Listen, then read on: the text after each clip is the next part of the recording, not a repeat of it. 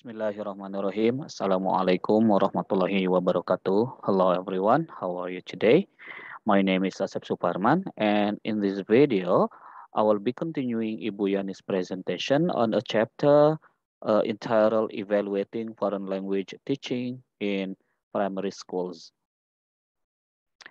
In particular, I will be talking about 3 points: uh, evaluation design, data collection, and implication for evaluation. So the evaluation was carried out in 2 years.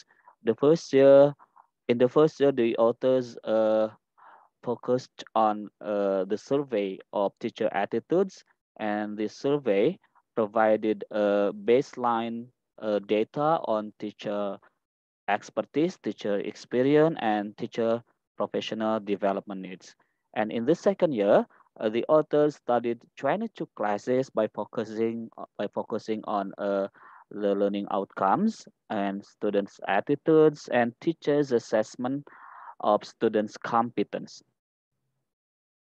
The teachers' survey uh, was carried out using a 62 item questionnaire, which is divided into 6 parts. The first part deals with organizational issues within schools and general support and in service, teaching the modern language, pupil reactions to learning of the modern language, links with the wider community, and general observations of the project to date.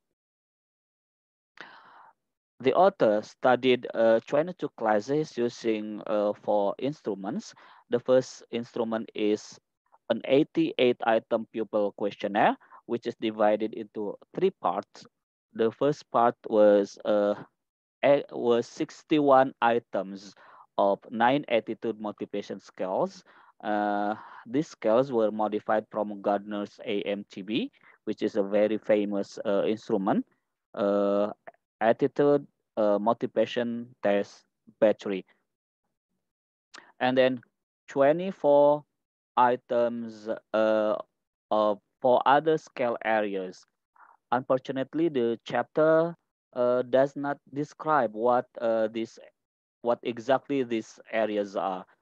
And then the last part is 3 questions on likes, dislikes, and suggestions for change in relation to modern language classes.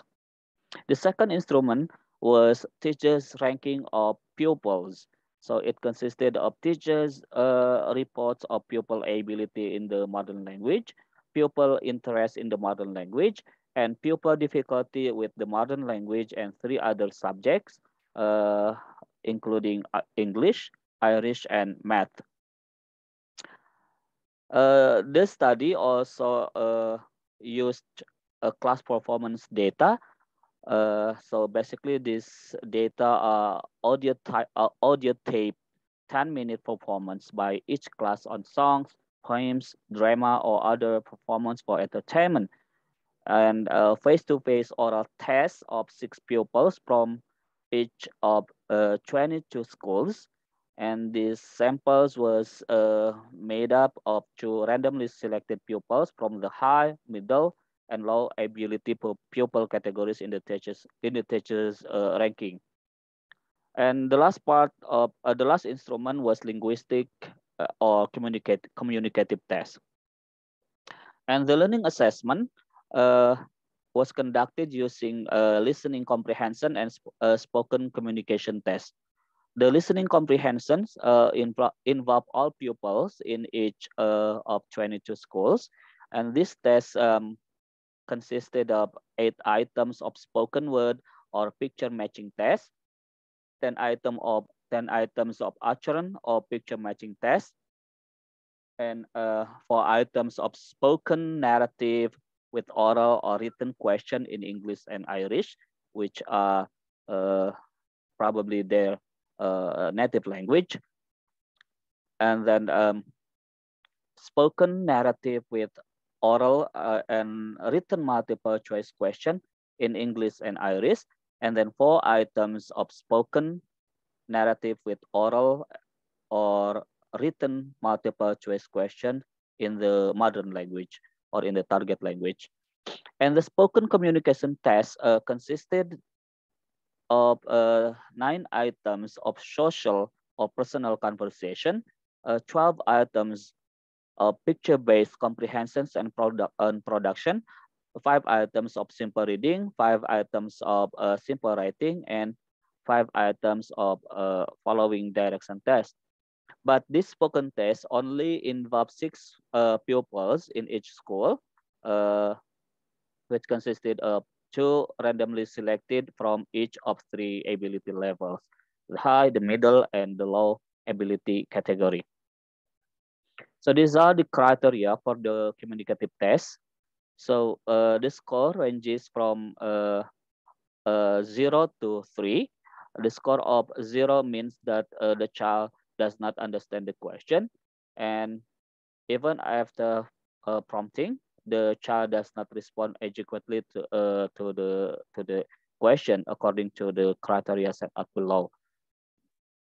The score of 1 means or awarded if the child responds in English to a question asked in the target language, or the examiner has to ask the question in English to ensure that the child understood, but the child then responds in the target language, or if the child gives the correct answer in the target language but require assistance from the examiner to do so, or the child gives a linguistically acceptable response but the actual information is not correct.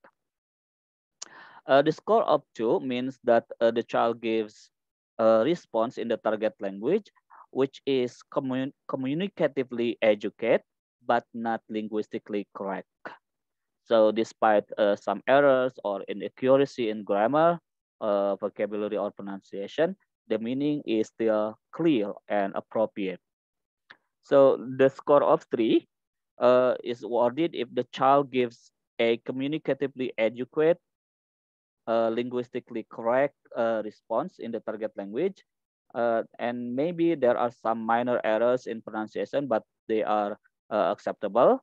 And it is also acceptable for the examiner to assist the child by pointing, gesturing, repressing question, or stressing some key points in the questions. There are some issues associated with administering the pupil questionnaire. Um, According to the authors, there may be some greater variation in comprehension and interpretation of the test items or the questionnaire items compared to giving questionnaire to adults. And also there might be some lapses in concentration in responding to long questionnaire. For your information, this questionnaire comprises of 9 pages of scale items and 3 open-ended questions.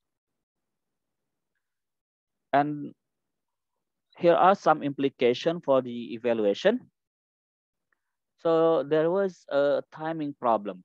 The pilot program was extended and the initiative was incorporated as policy even before the publication of the evaluation report. So the decision making was not made upon the evaluation data. The authors argue that making decision based on evaluation data would require some kind of suspension of the program from the end of the pilot program to the point of decision making. And such kind of suspension, according to author, would lead to a loss of interest and expertise that has already been developed in the pilot program.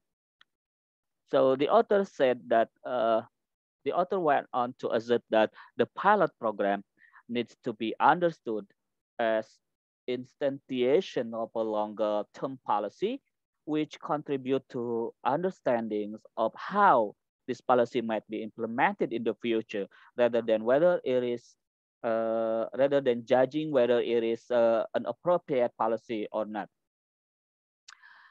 And the evaluation provides rich and valuable data, but some aspects of the program which were not really engaged at the level of the implementation, for example, the use of IT, and issues of transition to secondary level are not part of the story, even though there are issues of policy development.